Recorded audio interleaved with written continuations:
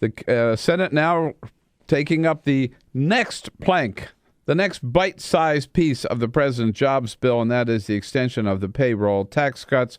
Republicans opposing it until now, but last night, late yesterday afternoon, it looks like they might be having second thoughts. We wanted to check in on that and several other issues with our good friend from New Jersey, representing New Jersey's 1st Congressional District in the United States Congress, Congressman Rob Andrews. Hey, Congressman, good to have you with us today. Good morning, Bill. How are you? I'm doing great, thank you. I want to clarify one thing with you that you and I have talked about before we get started here, okay? Because yesterday I was doing some research for a column, Congressman, about the payroll tax cut, right? And I wanted to, so I went to the Americans for Tax Reform website, and they've got a list of all the members of Congress who signed Grover Norquist's pledge.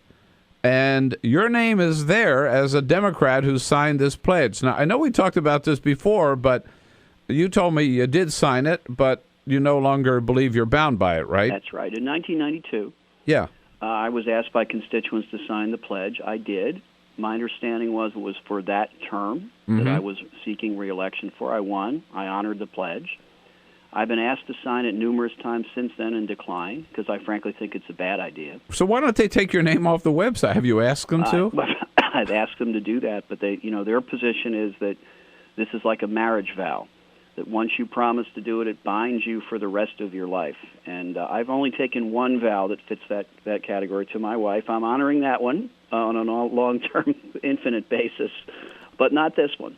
Grover Norquist seems to believe that he has some magical power over elected officials, and he doesn't. Yeah. Well, it's deceptive of them. I wanted to raise that because I think it shows how, to what extent that they will go and even lie, right, to pretend that they're stronger Bill, than they are. They ask people to keep renewing it. If it's forever, why do you keep renewing it? It doesn't make a lot of sense. Good point.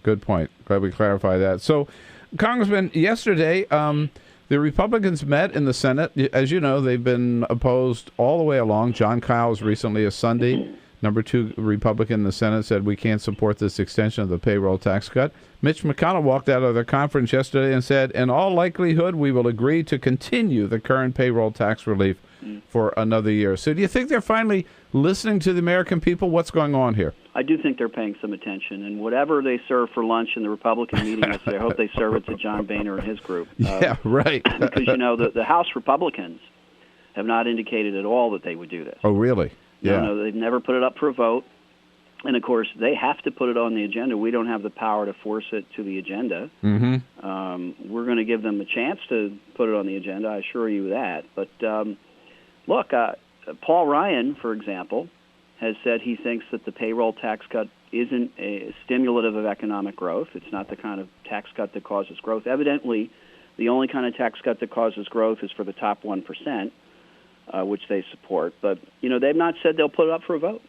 Well, this would just extending it at the level it was last year, as we know, would give a family of $50,000 making $50,000 a year an extra $1,000 to spend. Yeah. There's another way to think about it, though, too, Bill. Sure.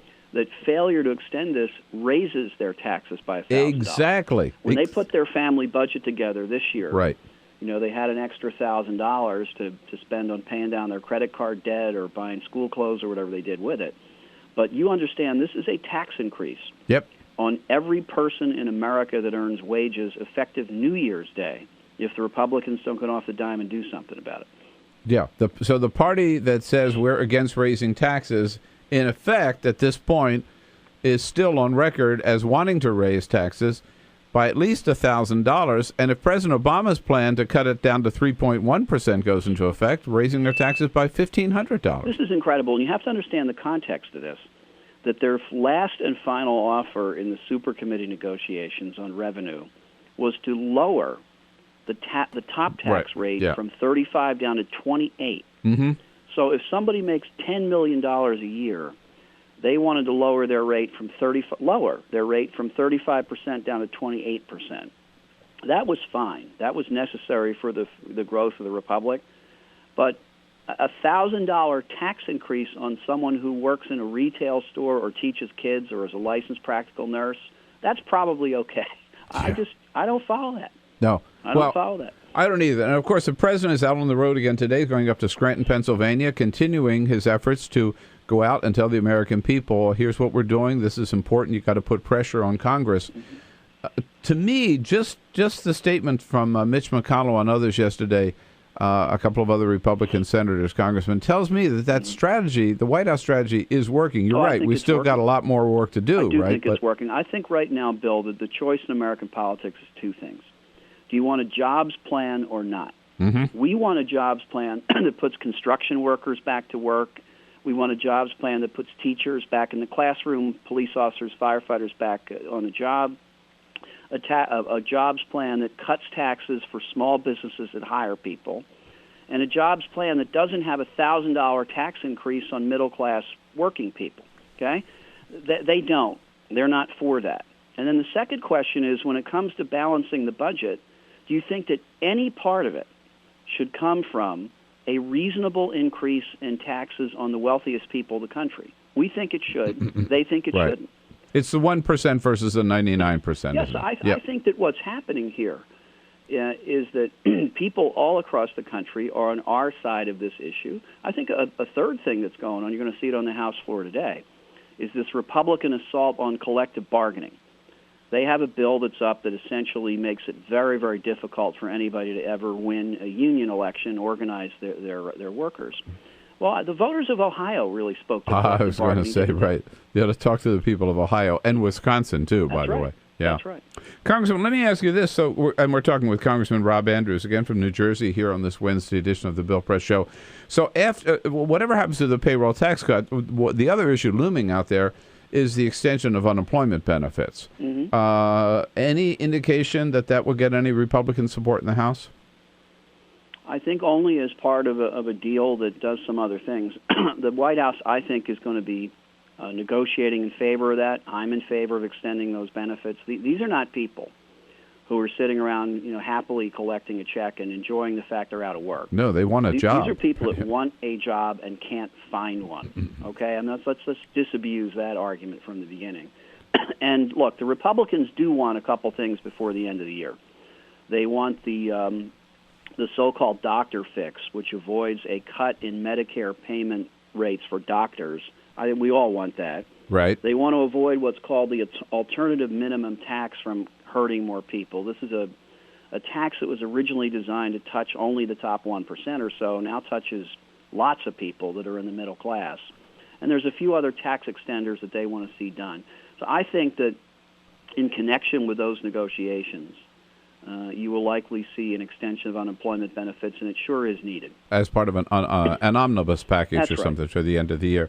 And finally, Congressman, I've got to ask you, representing the great state of New Jersey, your governor decided not to run for president, but he still loves to keep his name and his face out there on national issues. And he was asked up in Camden a couple of days ago about whatever happened to the super committee.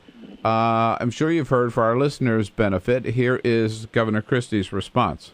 I was angry this weekend listening to the spin coming out of the administration about the failure of the super committee, and that the president knew it was doomed for failure, so he didn't get involved. Well, then what the hell are we paying you for? So it's all President Obama's fault, Congressman, right? What we're paying him for, I would say, is to put Americans back to work. He put a plan before the country on September 8th, which the Republicans have either ignored or subverted. What we're paying him for is to cut the deficit.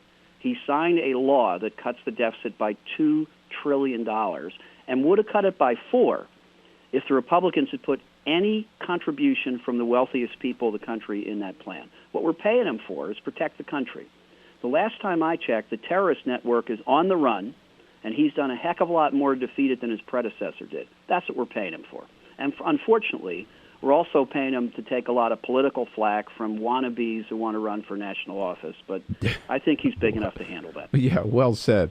And what we're not paying him for, right, is to sit down in a committee which was created by Congress for 12 members of Congress to do their job, and they failed to do it, right? So then you blame Obama. Barack Obama spent the whole summer in closed meetings being told by Republicans that any increase in any tax on the wealthiest people of the country was a non-starter. Right. That was going to change in September, October? Come on. Yeah, crazy. Well, you've got to put up with them. I hope for not too much longer up there in New Jersey. You know what? I think the people of this country are figuring these guys out, and that's why Senator McConnell had his, conversion on the road to Damascus on the tax yesterday. Let's hope it reaches Speaker Boehner and benefits the American people. Bill, it's a $1,000 tax increase on middle-class families on New Year's Day. Yes. If the Republicans don't get their act together. Right. How do you like that 99%, right? If you're going to pay an extra $1,000 in taxes this year thanks to the Republicans. It is bizarre how tax increases on some people apparently are okay. But so the tax increase on the lady who cleans the building at night is okay, but tax increase the guy who owns the building isn't. I just don't get that. I don't see how they can defend it in 2012 either. Hey, Congressman, always good to have you on the program. Thank you so much for your time this morning. Have a great day. Thanks for the good job you're doing representing the people of New Jersey. Congressman Rob Andrews.